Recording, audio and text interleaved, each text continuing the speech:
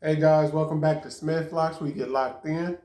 Um, while you at it, as always, if you got kids, please check out our kids channel, Smith Sisters. The link will be down in the bio. Um, again, my name is James. I'm Amber. Yeah, today I wanted to try something a little different. Our last couple of videos have been on reactions to, music videos. But I don't know. Today I just felt like, talking about something that's real. Not that the music wasn't real, because that's their points of views. I think that music is a form of poetry or a form of communication. So I just wanted to just kind of communicate on another note that's not always. I don't feel like that we always have to do a reaction, and I just wanted to talk about some things that kind of didn't sit well with me, like growing up in the black communities, public schools, just things that I feel like that kind of hurt us in the long run. And I just wanted to just get y'all, maybe you guys can comment down below if you guys went through some things like that, or how your experiences have been growing up, whether it was in a good school or a bad school, you know, public, private, charter, whatever your issue, whatever yours, whether you loved it, if it worked for you. Just comment down below. So. What you got for us? So basically, I jotted down some quick things. It's kind of sloppy, but I don't know. So we're just gonna go off the top. Okay, so first I wanted to point out, not just schooling, but things around schooling as well. How you eat, how you live, where you from. Sorry. So some of the systems that are out there in the world that are designed to help us, the less fortunate or the needy. I feel like a lot of those systems are really designed to hurt us in the long run. To us, we're thinking they're helping us, but in the long run, they're really hurting us. Some of the systems are like the food stamp program or Section 8. My thing is that the people that are handicapped that really need the systems, I think that they help when you really can't do for yourself. But for the ones of us that really can, which we're not on any systems, we don't have any of that help or whatnot. But for the ones of us that can, it's like it makes you lazy and it doesn't teach you how to work for yourself. And at any given time, they can snatch these right from underneath you. And then you're stuck wondering how am I going to get to the next step? You were never taught. There's not a system in place that really teaches you how to graduate off the system. And so you're forever needing them. And so that's designed to kind of keep us down, because it's like if you don't know how to do it, you get whatever they give you. You never really know how to work for more. It's a big part of gentrification, I believe, and like what you said. And once again, I agree. For those who really can't do for it and really need the leg up, you know what I'm saying? Most definitely. We got to make sure we help out our community in the correct way. But for those who just take this and just want to be stagnant with it, that's where it becomes a problem, because we're taught to do so. And we're manipulated to do these things. But then when you let that be your culture at a certain age and a certain time, that's your own fault, because you have to take the responsibility to grow up and be like, hey, this is not what's to be right. You know what I'm saying? This is not okay.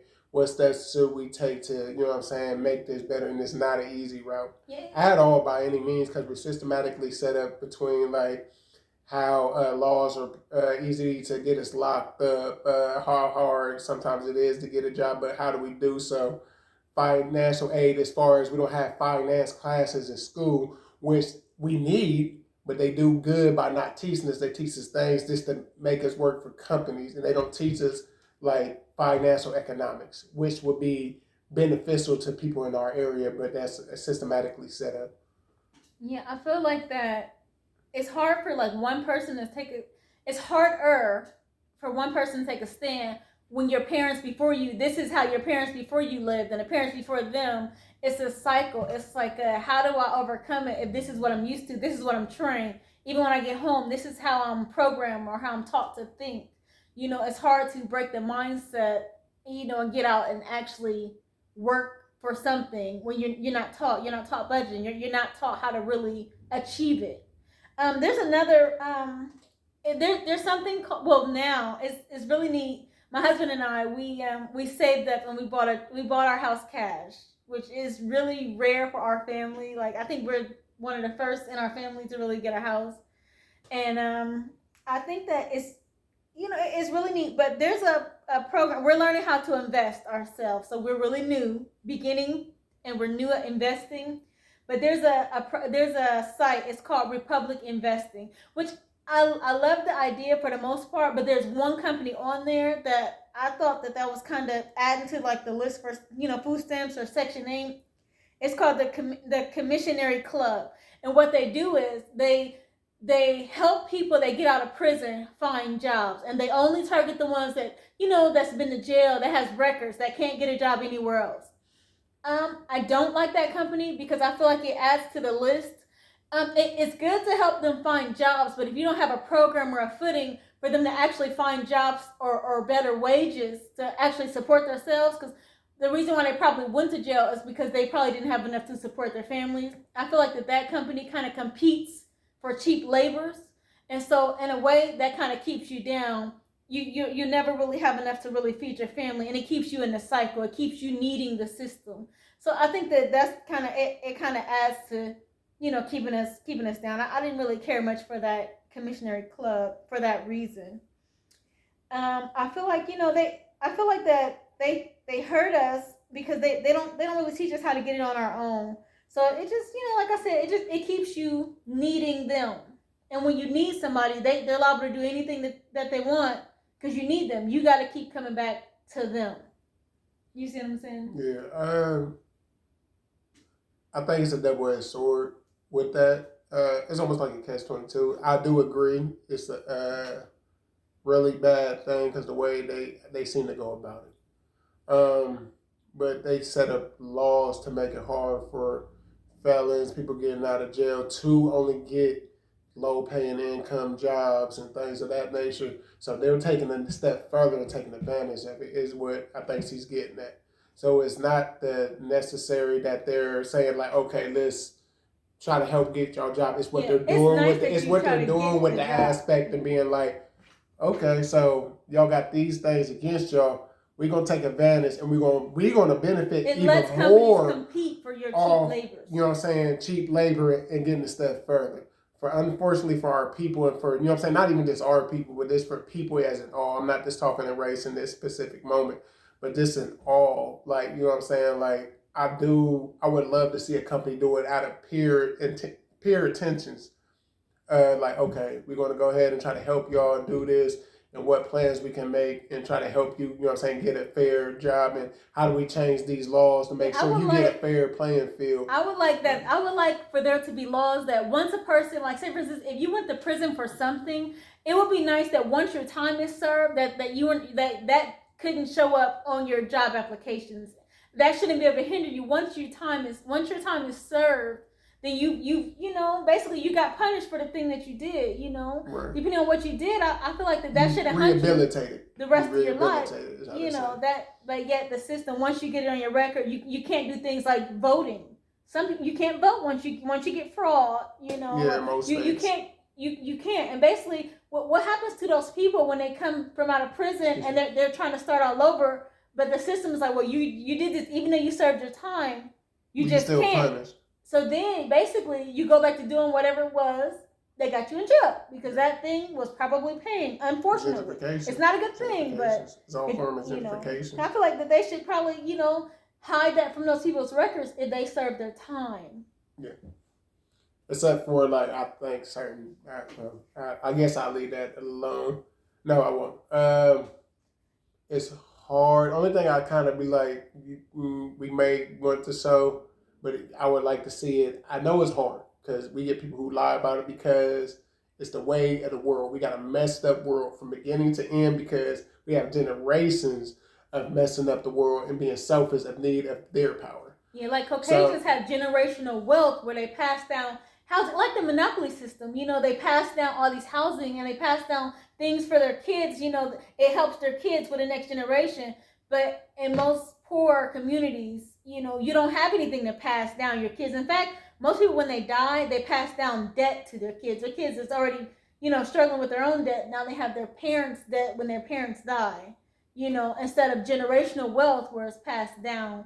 And so I think that's what you're I forgot what I was going for. But I also wanted to ask, where are the programs that that teach you budgeting or investing? The market of investing. We're learning it at an older age. We're learning how to do things that most people have like they've done. Financial economics and stuff. And they should teach in school. Yeah, they used to teach it in high school, like just the basic career training that to get you in your field. That's the setup.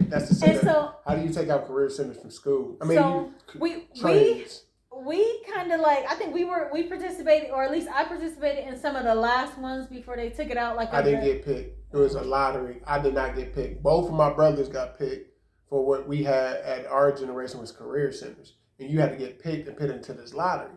I wanted to cook at the time, so I wanted to, know, I don't know why I can't think. I wanted to learn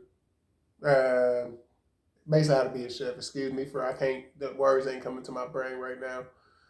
Culinary arts. I apologize, but I didn't get picked. I actually went for culinary arts when I didn't get picked. I honestly didn't get picked. You know what I'm saying? And I had a passion for it. I would cook all the time, and I just didn't get picked. But the thing is, when piggybacking off of passion, I feel like that those building career education, they taking them out of high schools, at least the ones that I know of, And so basically, you don't, like, in a poor community, you don't get exposed to these great opportunities, basically instead in your free time now, instead of getting passionate about a field, now you're out doing who knows what, what all this extra time, robbing or whatnot, maybe Grand Theft Auto or something. You got all this extra time on your hands, which, I feel like that if you had something to latch onto, because like most times, 9 times out of 10, rec centers, all that's going on. In our communities, like your parents, they were probably kids when they had you.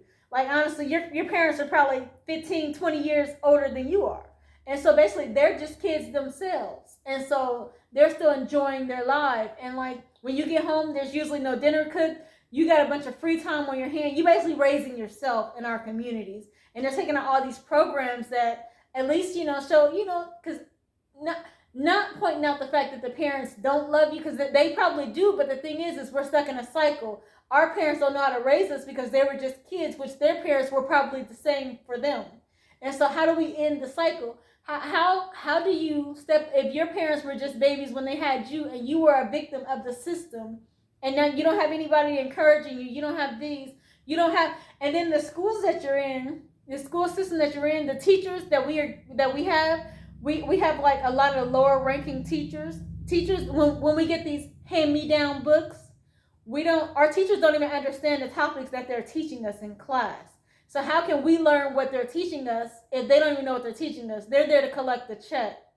And so, they're not really passionate about what they're teaching. So basically, we're stuck in boredom and things we don't even understand. So it's like once you don't understand something, your mind closes up to the something, which really it could have been a great thing if you knew what you were doing. And so... I'll say in person, because I was like, I'm probably we both come from the same type of dynamic, you know what I'm saying? But C was more ambitious and forward driving compared to me, where I kind of latched on to the usual crowd, you know what I'm saying? I wasn't in the same crowd, you feel me? I still stand out in the crowd, within the crowd, if that makes sense. So I was in a certain crowd, but I even stood different because I knew something wasn't clicking, but I still was dumb enough to go that way, you know what I'm saying, so to speak.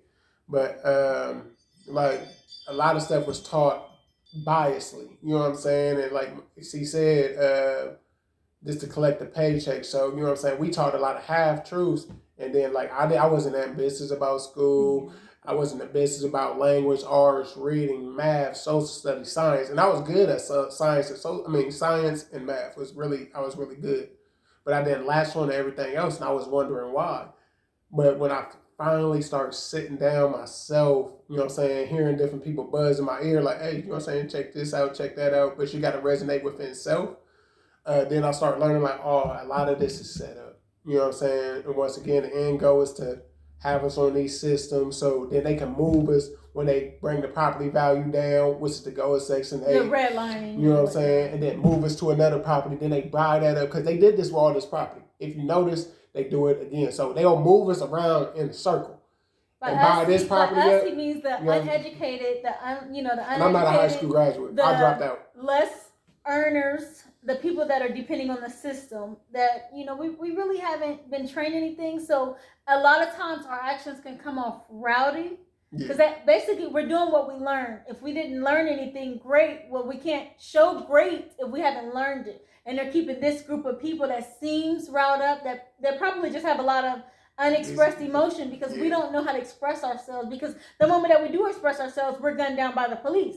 We can't express ourselves. We got all these bottled up emotions, and we're just trying to make it through happiness, everything. You don't know. We don't have all these therapies and things that a lot of the other children are gifted with. We don't have that in our system, so we're not really trained how to express ourselves. And the moment that we do, instead of you listening to us, we're kind of, you just close the ear, like, oh wow, they're rowdy, and so we kind of cope to ourselves. And so basically, us self-learning it, sometimes some of us can seem a bit rough, and then they're keeping these same people and they're moving them around different areas. They call us explosive, and so they'll put them in an area, and then that'll bring down property values. You still got your point. I don't want to lose your point, but I just wanted to put something in. So a thing with that is, if you notice, they'll tell something like the president, they like, don't talk with your hands, so you see them do stuff like this. If you notice where we from, we very much do this. You know what I'm saying? I can tell you in all videos that you see with us, we talk with our hands. You know what I'm saying? And one, you ain't seen us. You ain't seen us come off violent. None of that. You know what I'm saying? A lot of the greats, when you see them talk, we talk with our hands. But they say it's improper. It's, you know what I'm saying, come off disrespectful. But because where we from, we express our emotion and we throw out our whole gut when we talk. Yeah. So when we do that, because they lied and manipulated everything that we said, that's a part of something simple. We be like, hey man, how's it going? Da, da, da, da, da. Or we may feel dispassionate about a subject like we is now, and they like, oh no, you angry. No, we're not angry. We're just coming across with a point of view that we got to say. We may be frustrated with something. You know what I'm saying? That if you're willing to articulate with us and not be closed-minded, because we're from a different, you know what I'm saying, situation, a different way of life, a different background. So our slang is different than yours. We got to adapt to your slang and how you talk. But as soon as we go to ours, because we like, oh, okay, we comfortable. We supposed to be comfortable and be ourselves. Then we're violent, rowdy, ignorant. You know what I'm saying? Everything of uneducated and intelligence, which we have. We can adapt. 9 times out of 10, when you come from wealth, this, that, and that, you can't, but they flipped it again. I'm sorry, go ahead. I just wanted to make that point with how they say rowdy. See what I'm saying? I just wanted, for that, I was just pointing out, we're just destroyed by lack of knowledge. I feel like that, if we're only as good as our teacher, but our teachers never learn what they're teaching, how can we truly learn? How can we better ourselves as a people? So I mean, like, if they never learn what they're actually teaching us, how can we overcome that in a system in which we're forever behind? Personally, it's weird. I got a weird answer for that. I know we ain't talking on parents, but I do got to say parenting. I mean, any form of teaching, because I mean, okay, your parents are your first teachers. Right. So I would say I guess I'm okay for what I'm saying. I would say it does start at home. It always starts at home, because it goes to, you know what I'm saying, what is your father? Fathers ain't a lot in the picture in a lot of places. There's more nowadays than what it used to be. Very much so, because I got a lot of friends. You be like, oh, so you doing what? That. But it's a lot of absentee fathers. But for the ones who are in the home or around the home, setting what we say is boundaries, setting goals and different dynamics of like, okay, this is how we're going to set our village to be, and this is what we stand for, and building on that, the mother to teach love, this, that, you know what I'm saying, and nurturing like and things of that. The old ways, they say it takes a village. Yeah, we don't have that. I just said that in the last one. It always, they learn to break that. Once they learn to break that, I'm going to say this because I know hopefully people know what I'm saying. So, do I got to have to say? Sure. Okay, so what they told us was, I was reading something, and they like, it was the Willie Lynch letter. We already know about that. So, please don't miss the point of what I'm saying. So, they like, Willie Lynch gave this, you know what I'm saying, speech, you know what I'm saying, got. Then I see this another thing, and it's another article. They said Willie Lynch was never real.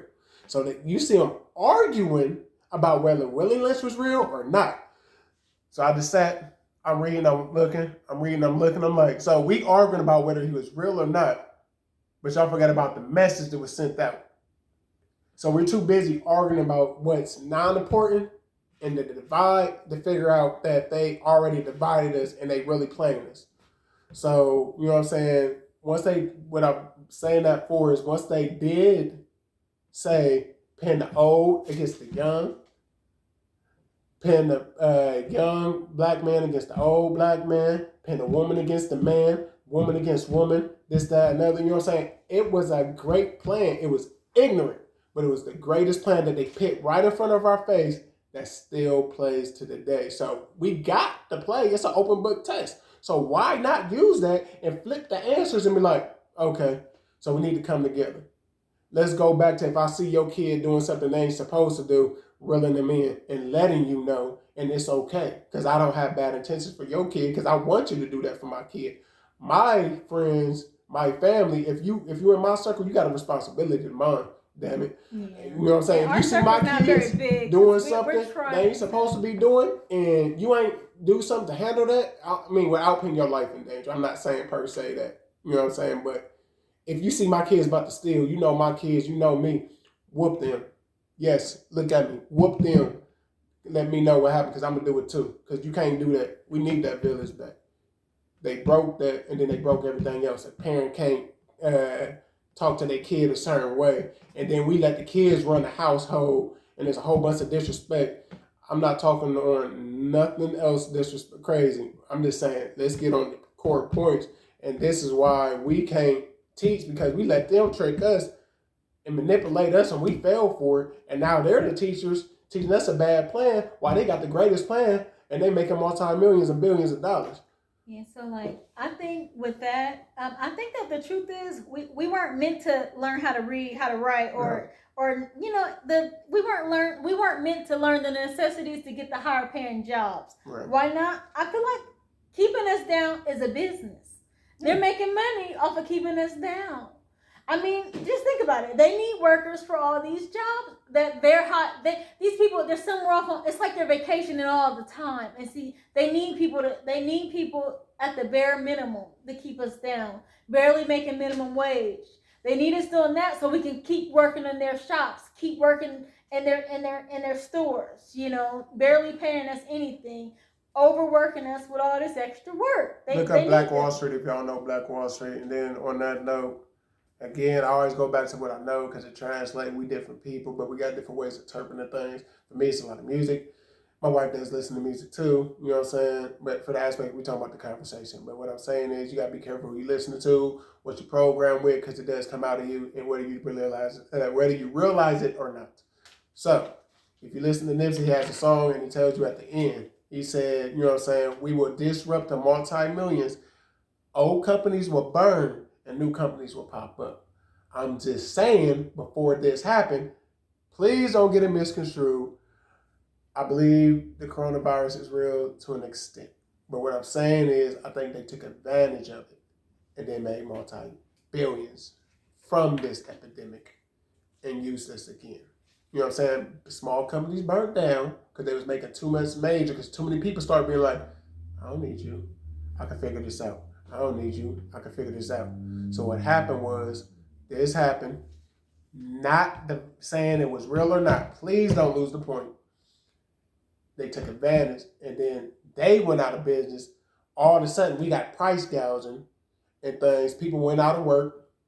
For those who did start coming their own bosses and making their own businesses, and then they had to go work back for these companies who already was multi-billionaires and millionaires and things of that nature. So then we had to take the reset button and start over.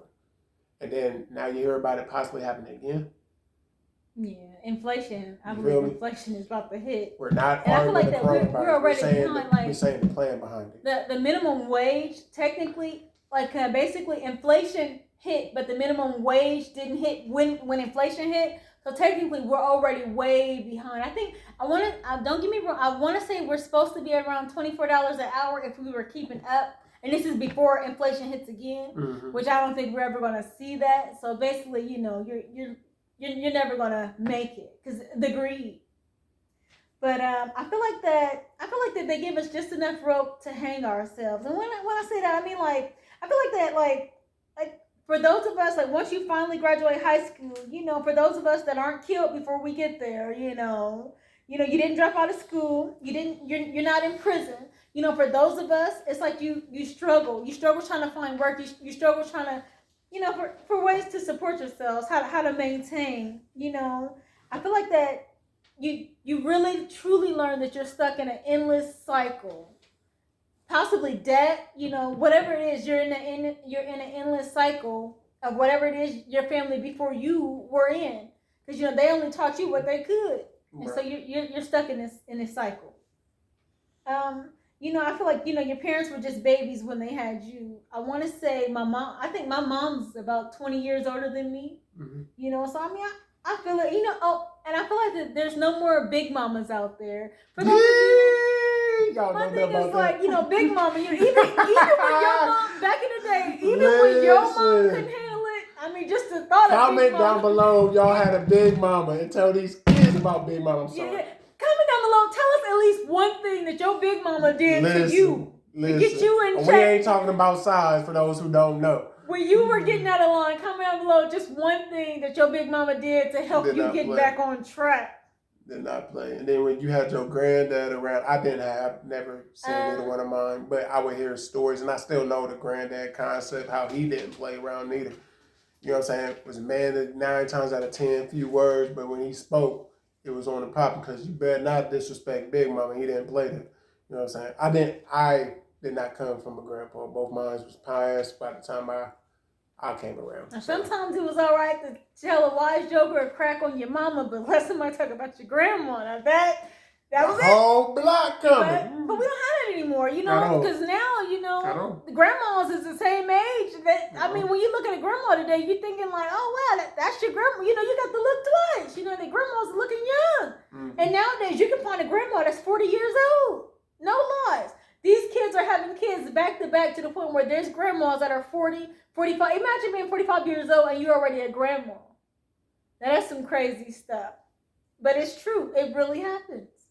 My mom right now, I want to say she just turned 52. And her oldest granddaughter, I want to say just turned 16. Her oldest granddaughter, my niece, not me, my niece, she just turned 16. So it really happens. It really happens. And so I really wanted to point out those points. And I feel like that for those of us that actually do make it in the world, you actually accidentally land yourself in some career that you work your behind off. Don't get me wrong, but you actually land in a career and it's like you don't really know budgeting or investing or anything that's really going to be solid for you. Basically you become what's known as a Henry. And the thing about it, a Henry, it's really funny because my dad's my real dad, his name is actually Henry. But you gotta look up for Henry what it breaks down to. But it's a high earner, not rich yet.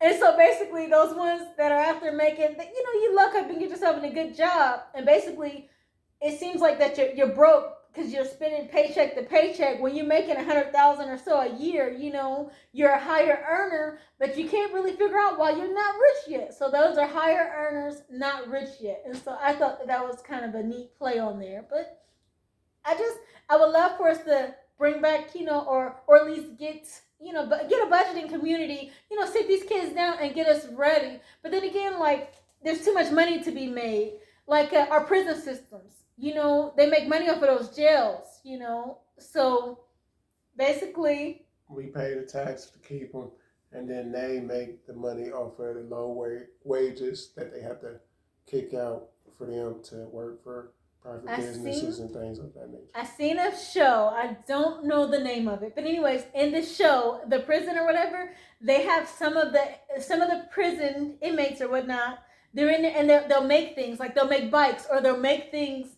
So then when it's cheap labor, another form of that. But they'll make things in there and then they'll come out and then they'll sell them. Not those guys.